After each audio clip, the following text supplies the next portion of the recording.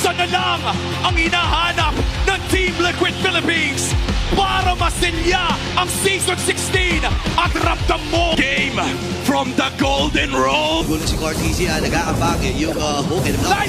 Yun na nga, sa may bandang likuran, nakakagat. Pero yung real manipulation na nagamit din. Habang si Demon Kite ay namatay. Ngayon naman ay si Sandro na baba ng buhay. Flicker from Edward. AOG, flicker din. Nabitawan ni Doming. Atras muna si Edward. Kailangan na mag-atrasan ng Aurora dito.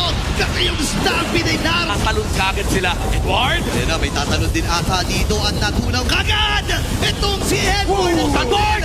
Yung ultimate mula dito kay Sanford. Kailangan na mag-trasa dito ng Aurora. Unti-unti bumaba ang buhay ni Demon Kite. Ang baba na rin ang buhay ni Dom. Ang hirap din if you're doming kahit isang flicker lang makakawa mo. Pero 5v1? No! 2v1! Nandito na yung cavalry! Tinamaan yung AOG pero si Demon Kite ata ang tatamaan ang lintik dito at na-hook pa nga! Jimmy buhay pa rin! All for all magiging fan! Mabilis lang nilang matutunaw ito. Meron pang next wave. Wow! Pwede pa mag-ground pound. Oh, wow! Manipulation may hook din. May sasagot din si Light! At si JP nakakuha na ng Torre. Edward! Ang buhay ni Sanchez. Mamamatay siya!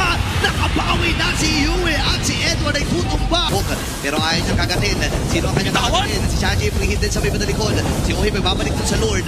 Ngayon ay babalik din ata si GLPA. Si Demon Kite ay may ipit din na mag-isa. Ayun lang! Kasabay pa nga manipulation. Pwede relation pa mula kay Yue. Tinamaan yung dalawa! At tinamaan din si Demon Kite pala ang juggler dito ng Aurora.